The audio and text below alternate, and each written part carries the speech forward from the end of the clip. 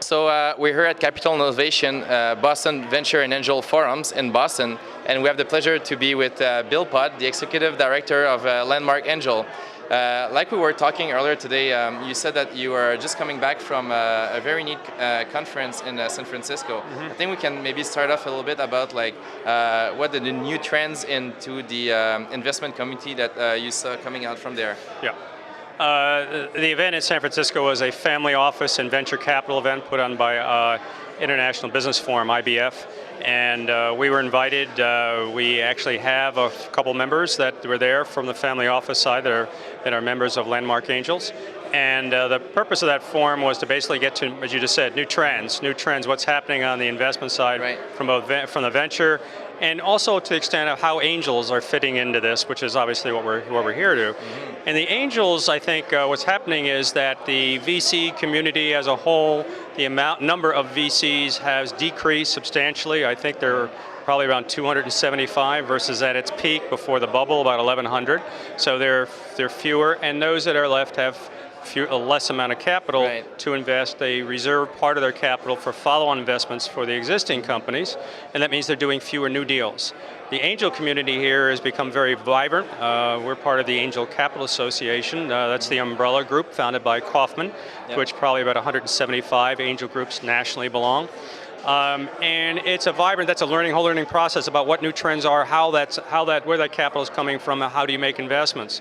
So what we're looking at as far as new members, we're a national group. We're unlike, right, some angel groups. You said that you were the 5th largest angel group in the country? Well, probably the 5th largest. We have over 300 total investors, but some of those are part of other angel groups. So independently, I think here around this area, we're probably 125, 150, and the balance come from angels from across the country. Okay. Our deal flow comes from across the country.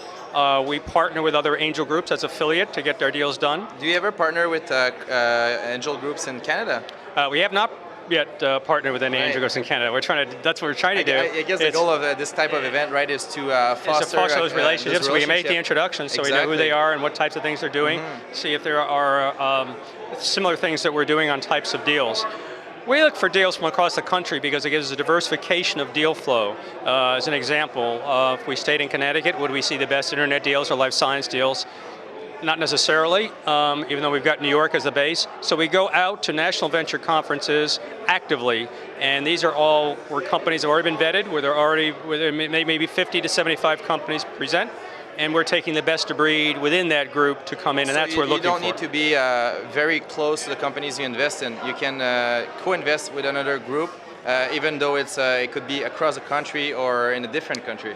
Or sometimes as a group we have 7 people, we're across the country anyway. Right, exactly. So yeah, we're there, or we have. You're right. We have other angel groups that can monitor those deals from across the country. A second factor we look at is where the capital is coming from, how much capital we can put into a deal, and in effect to be self-sufficient. Because you have to, today, even here you'll see some of these Boston angel groups, they form their own syndicates. And what that means is co-investment for the current deal and for future rounds, because you're never sure where the capital is going to come from. In 2008, 2009, when the markets changed and the capital came very tight, you had to have groups that were willing to put in that subsequent capital. Otherwise, those companies would go out of business for lack of capital. Right. So that's one of the trends.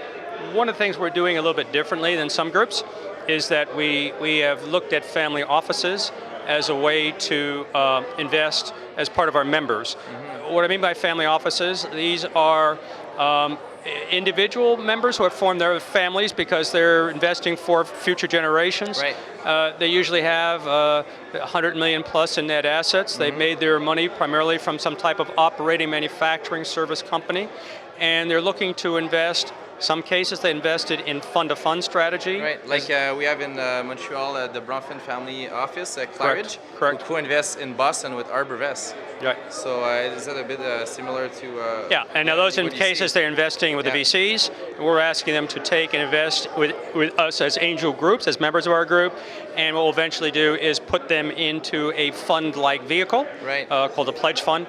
With many members of the family offices, it'll give us the flexibility to do more deals. We can reserve more through the commitment that they make in total to these deals. Okay. The benefit for the family offices are that they see really good deals because we're screening these deals and bringing them the best of breed deals. Right. They don't need to go anywhere to find those deals. Exactly. And in terms of best practices, what do you think in order to foster those opportunities to co-invest between Canada and the United States, what do you think needs to happen?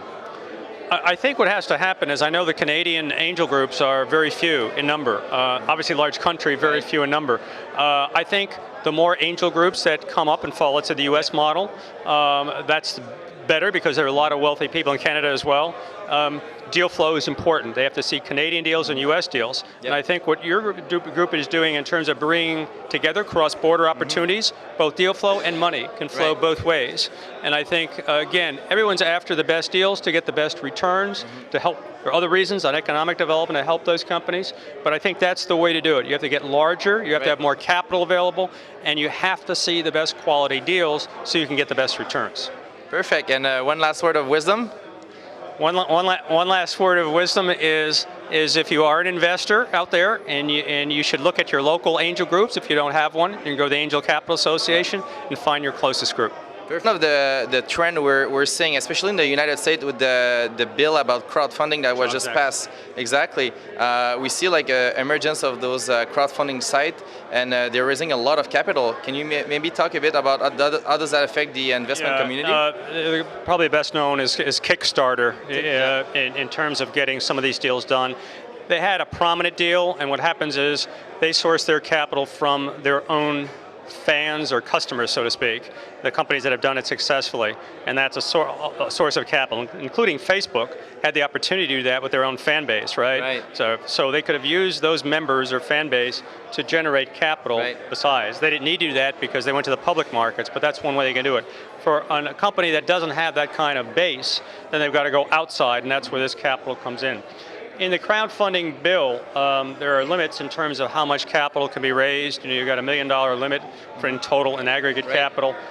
So there's some good other aspects of the jobs funding bill which involve later stage companies in terms of their ability to, the quiet period sort of goes away and you can actually market your deal, which you can't do today.